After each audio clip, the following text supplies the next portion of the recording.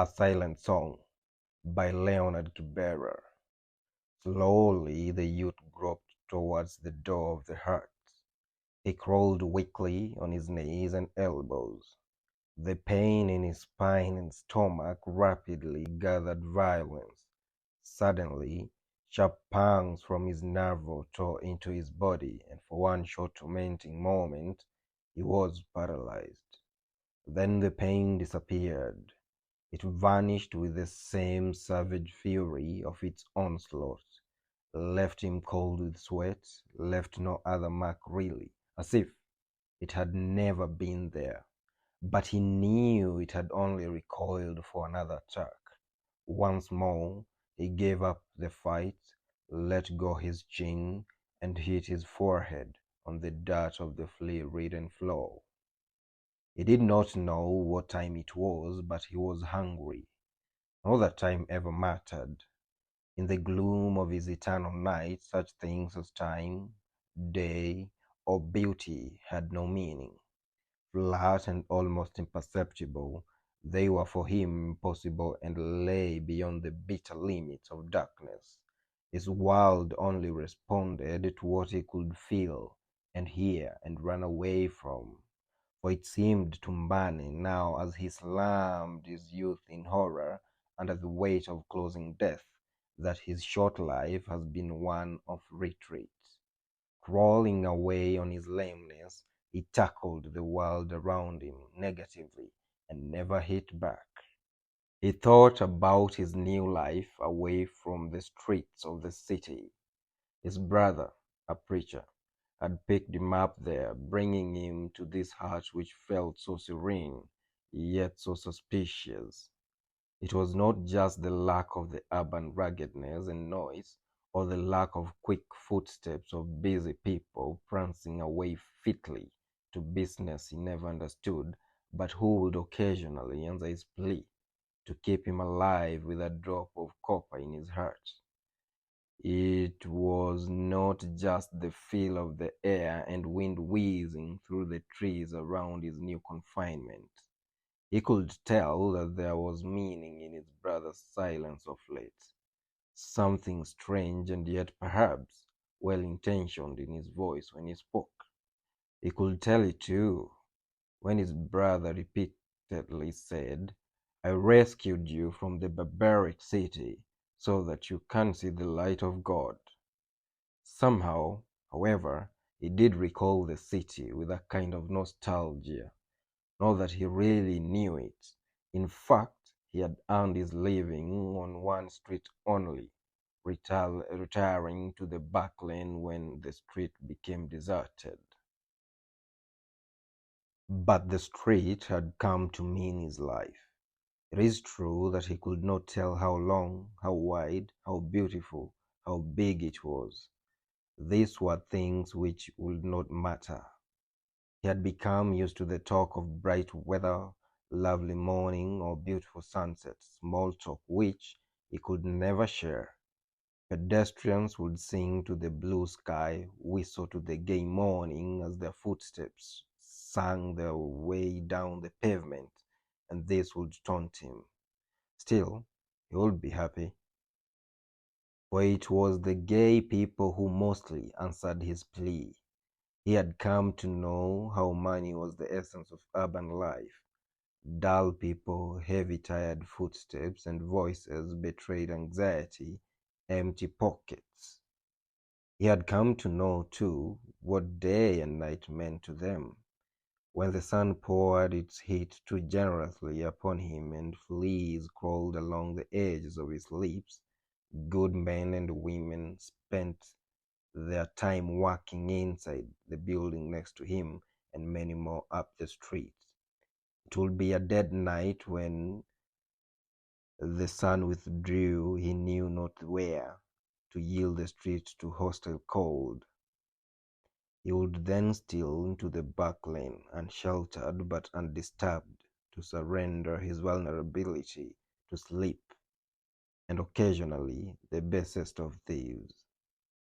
From somewhere at the top of the building, the night would burst alive with drums beating strange rhythms that tempted him. Voices would sing, bottles would crack, and men would curse. This, he knew, should not worry him. It was only the voices of the good men and women turned drunk in the refuge of the night brothel after a hard day's work. It was only the turn of pimps and whores galore to smile their way into the good men's pockets after a hard day's rest, scratching one another's faces in the process. He never knew why they were considered so bad. The good men and women woke up when the sun's warm rays pushed out of his back lane the reluctant cold of dawn. The whores and pimps went to their own beds then, so what? In a way, he thought of the men with that curious envy of the ignorant. He remembered having once asked his brother how old he was. He had been told 14. For all he knew, Mbane could be much older. He could not tell. Did it matter? But his brother must have been married around his own age. And yet he himself would never be able to reach out his hand in fulfillment of his life in the same way. He could only yearn impotently beyond the reach of darkness and lameness. At such times, when bitter self-pity overcame him, he thought of his own light, and then he would smile broadly and bravely. Take this medicine. It was his brother's wife, Sarah, breaking into the hut. Slowly and tenderly, she raised his head and put the cup to his mouth. The bitter fluid explored down his throat, and another attack of pain tore through his stomach. "You will be all right soon," Sarah said. "God will be with you, and He will be good to you." He knew she did not hold out much hope for him. He withdrew after laying him on the bed to which he had tried to accustom himself since being rescued from the hard pavement. Heavier footsteps told him that his brother, Ezekiel, had come in. He sat on his bed. No one spoke for a long time. He himself could not be expected to start a conversation. His life. He had been speaking to himself in his thoughts and for a long time on the street, except for his mechanical plea of yes. He had no one to address but himself. Now, if anyone spoke to him, he could only carry the subject on a line of uncommunicative thought in his own mind.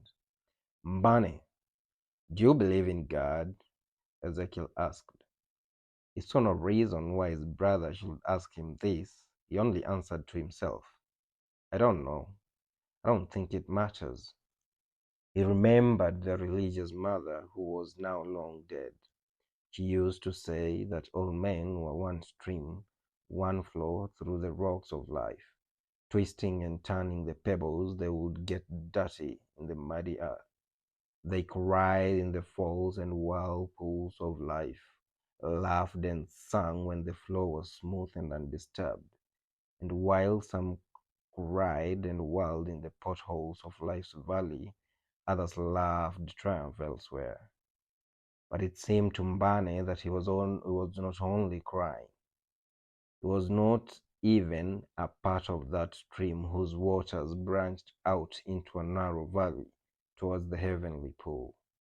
He was not even flowing down the wide gulf into the eternal deluge and chaos of Satan's burning sea. No, he was like the bitter liquid in his own throat, not the good water. He saw no reason why he should believe in God. God gives us everything, he had often heard. But did he? God is white cleanliness, eternal light. But what was that cleanliness? What did light mean to a blind man? Did not his life contain a darkness, a blackness no one would understand?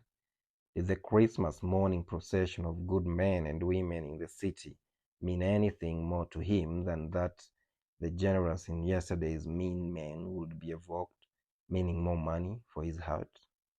As they sang and whistled the carol and hallelujah down the morning street, as they got drunk and cursed at one another earlier than usual, he felt he did not belong and they had forgotten him. But had they ever remembered or ever actually noticed him? True, they would pray for him as a matter of course and drop him a coin.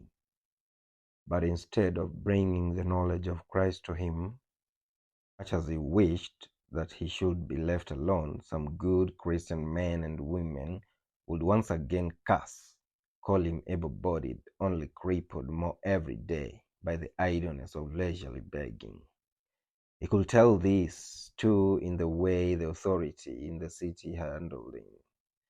It sometimes surprised him that the big vehicle which emptied the dustbin never swept him away in the ruckus noise. And yet, Mbane was convinced.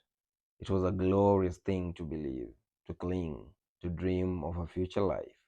It was glorious, this feeling that far, far away beyond the pangs of darkness lay light, bigger and more meaningful than that which his eyes were lifted. There, someone would understand and raise the innocence of his crippled life along with the chosen. It gave him hope, and he sang his own happy song, silently, to himself, secretly. To the passerby, let his face appear discernible. Yet this happy thought filled his time. It was his refuge at night, too, as they found theirs in the brothel above him. His soul, like the letters which they dropped in the pillar box, which he sometimes made the mistake of leaning against, had a destination. Often, as he sat there on the pavement, he wished for his journey to end. He wished that his soul would be free, flowing everywhere, and not incarcerated in a body which smelt of sweat unwashed except in rain and which he could but feel. Mbane, I asked, do you believe in God? It was Ezekiel again. And I said, I do not know. He answered weakly. No, you did not. You only lay there sobbing. He lay there knowing another attack was coming. Mbane, I want Christ to save you. Do you know where sinners go when they die? Do you know where those who are saved go? There was once a man called Jesus. Yes, I know. Mbane swallowed painfully. That is why you brought me here. And do you accept him?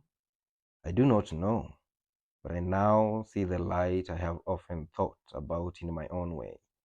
You are worse than Judas, Ezekiel hissed in suppressed anger. Will you never stop thinking about your God even in this hour? I want you to be baptized. He had become more calm now, and he smiled distantly. Ezekiel saw it was hopeless to go on. Still, he would never give his brother to the devil. Mbane, will you not follow the way of good men and women? His strength waned fast. There was no pain, only weakness.